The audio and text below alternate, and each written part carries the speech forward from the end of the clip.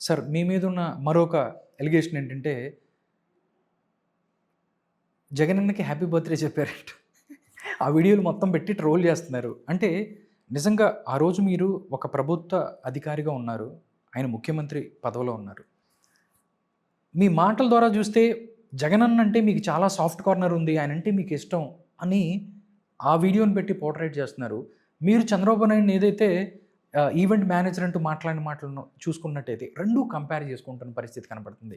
నిజంగా ఆ రోజు అక్కడ చంద్రబాబు నాయుడు ఉన్నా గానీ మీరు అలాగే హ్యాపీ బర్త్‌డే చెప్పేవాళ్ళా? లేకపోతే ఏంటి అసలు ఆ రోజు జరిగిన సంఘటన? చాలామంది కూడా జగనన్న హ్యాపీ బర్త్‌డే జగనన్న అని పాట పాడారు అని చెప్పి చెప్తున్నారు. ఏం చెప్తారు సార్ దాని గురించి మీరు? యాహ్! ఇప్పుడు ఒక పెద్ద కేక్ తెచ్చారు ఆ జగ్గయ్యపేట దగ్గర ఇక్కడ జరిగింది ఆ ప్రోగ్రామ్.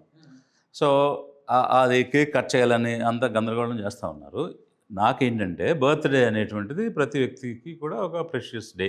ఐ ఫీల్ అంటే మేము పెరిగిన పెంపకంలో మా ఫాదర్ మమ్మల్ని పెంచిన విధానంలో. సో, మంచిగా మాకు ఎప్పుడు బర్త్‌డే చేసేవారు. సో, బర్త్‌డే ఎవరు చేసుకున్నా మనం హ్యాపీ బర్త్‌డే చెప్పడం అనేది కల్చర్. ఎస్పెషల్లీ వెస్టర్న్ కల్చర్ అది. సో, మనకు కూడా ఇప్పుడు ఇండియాలో కూడా అదే కల్చర్ ఉంది. సో, అందరూ కూడా పుట్టినరోజు శుభాకాంక్షలు తెలుపుతారు.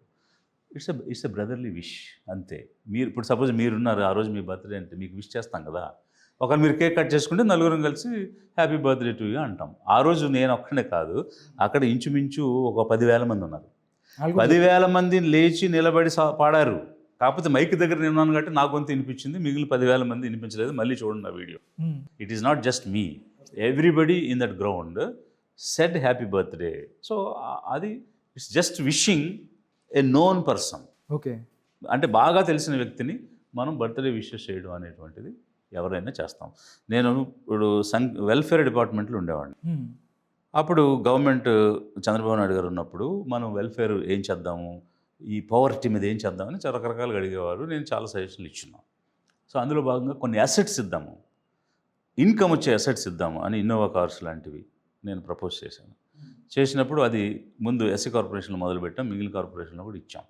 ఎందుకు 20 లక్షలు వాల్యూ ఒక కుటుంబానికి ఇవ్వాలంటే వాళ్ళు కనీసం 10-15 వేలు నెలకు సంపాదించుకోవాలని దాని మీద చాలా తర్జన భర్జన జరిగింది. మొదట కాదన్నారు, తర్వాత ఒప్పుకున్నారు. ఫైనల్గా స్కీమ్ అయితే లాంచ్ అయింది. అప్పుడు ఇది ఎలా లాంచ్ చేద్దాము, ఏ విధంగా ఇద్దాము అని అడిగినప్పుడు మనం రీజనల్ కాన్ఫరెన్స్లు విజయవాడ ఒకటి, విశాఖపట్నం ఒకటి, లేకపోతే అనంతపురం ఒకటి అట్లా కొన్ని పెట్టి చేద్దామనేటువంటి సజెషన్ మేమే ఇచ్చాం. ఓకే. అప్పుడు దానికి ఒక టైటిల్ చూడమని. సో, నేనే చెప్పాను ఆ రోజు, పేదరికంపై గెలుపు అని ఒక టైటిల్ నేనే కాయిన్ చేశాను. అది నచ్చింది ఆయనకి, అదే పెట్టాడు. మీరు కావాలంటే చూడండి బ్యాక్కి వెళ్ళి. ఇంచుమించు రాష్ట్ర వ్యాప్తంగా ఎలక్షన్ ముందు అనేక యాసెట్స్ తెచ్చి కోట్ల రూపాయల అసెట్స్, ఆస్తులు పంపిణీ చేశాం పేదరికంపై గెలుపని.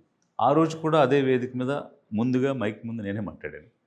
చీఫ్ మినిస్టర్గా ఉన్న చంద్రబాబు నాయుడు పేదలకి ఒక అసెట్ ఇవ్వాలనేటువంటి ఆలోచనతో, ఇన్కమ్ వచ్చేటువంటి ఉద్దేశంతో చేశారు అని నేనే మరి ఆ ప్రోగ్రామ్ కండక్ట్ చేసి చెప్పాను. ఓకే. మరి ఆ వీడియో ఈ వీడియో పక్కన పెట్టుకోవచ్చు కదా. సో, ఆ సీఎం కూడా ఇదే చెప్పారు, ఈ సీఎం కూడా ఇదే చెప్పారు అనేది ప్యారిటీ కనిపించుండేది. ఓకే. సో, కాబట్టి ఇది there is nothing, it is only a wish అంతే. And that's all, nothing beyond.